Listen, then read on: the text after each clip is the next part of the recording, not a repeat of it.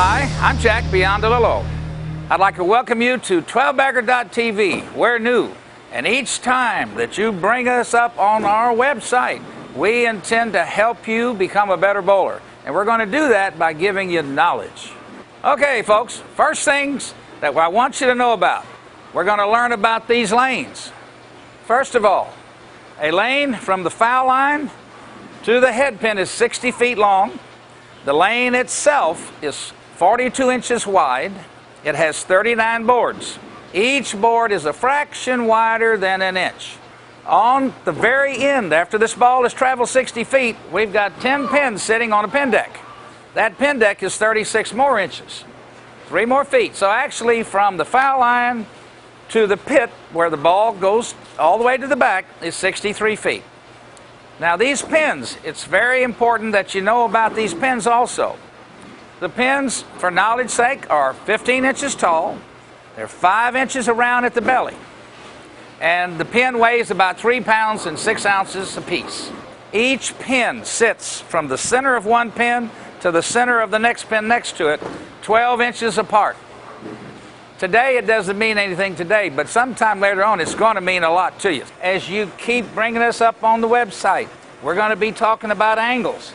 And angles, this is part of an angle that you're going to use when you try to strike or try to make a spare. We're going to be showing you how to use these, because the whole key, as you'll see over a period of time, angles create score.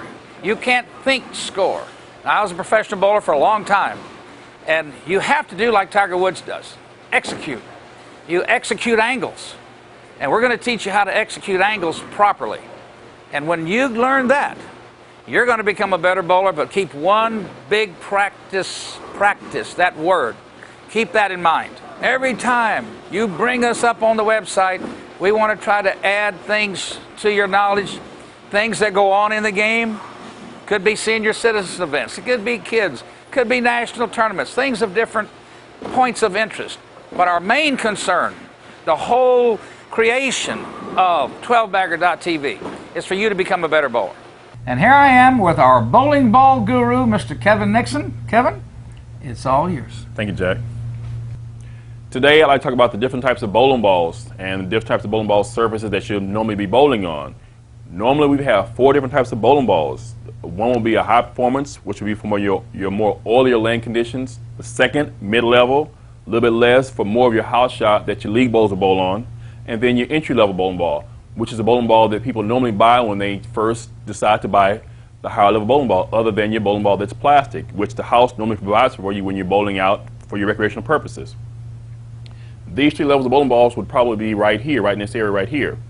Now the choices would be because your more advanced bowlers would choose to bowl with your more higher level bowling balls, a little bit more expensive, but it gets the job done on the conditions where they bowl in league night to night to night that normally improve your scores. Entry level, which is the first level when your bowlers start to actually join a league, well, the price difference is a little bit of variance, and that's okay, because what happens is that you finally get to understand what a bowling ball of that nature does before you start to spend a little bit extra money. Now, your entry-level bowling balls, opposed to your plastic bowling balls right here, will still be what company as your spare ball or your second bowling ball for your more single-pin spares and go a little bit straighter, whereas your recreational bowling balls won't hook as much on the back end, a little bit more in the beginning, opposed to your mid-level and your high-level bowling balls. Now, the difference is that as not bowling with your plastic, you get a little bit more understanding as to how your bowling ball moves and where it moves and what point on the lane it moves to. Now, also coming with your mid-lane bowling balls, a little bit in between your plastic and your entry level, a little bit more money, but that's okay. What that bowling ball will do for you is, today's levels, it will actually give you a little bit more hook, a little bit more action, and also to keep your pockets a little bit less. Now, your plastic bowling ball still, the difference is you don't want to throw it away. It will still be used as your spare ball. Real good bowling ball, the difference is that your spares will go up 80 to 100% if you stay in the right place or if you're still using the bowling ball as you were before. Now we're going to go back over to Jack, who's going to show us how to use the equipment on the playing field. Okay, folks, now we're going to look at these 2 sets of dots that we have at the back of the approach. Remember, this first set of dots from the foul line is 12 feet. The second set of dots is 15 feet. Now, We're going to count these boards, and I'm going to be pretending first of all that I'm right-handed. 5, 10, 15, 20, 25, 30, 35. The next row of dots, the numbers are exactly the same as this. This is the 12-foot mark. And by the way, folks, this center dot right here, this is the 20th board. And if you follow this dot board all the way down the lane to the end, to the pin deck, that's where the head pin's going to be sitting. So that's why they really made this dot a little bit bigger. It just tells you that that is the dead center of the lane right down there on the pin deck. That's the 20th board. Now we're going to talk about these arrows that are on this lane right here. I'm going to be starting from my right and coming to the left. First arrows, 5, 10, 15, 20. Little notation here, 20. That's the middle dot. The head pin sits on 20 down on the pin deck. As we continue, 25, 30, 35. It's very important to learn how to use these arrows. They help you to create angles on all the shots that you're going to be making to get your scores higher each time that you bowl. As we come back here to the foul line, if you look down at the foul line, there's 7 dots. First dot, 5, 10, 15, 20, 25, 30, 35. That's if you're right-handed. Now, if you're left-handed, you start counting from the left to the right. Let's go back to Kevin in the 12-bagger Pro Shop and see what he has for us now. Thank you, Jack. Shoes. Today, let's talk a little bit about shoes. You've got 50 different types of shoes.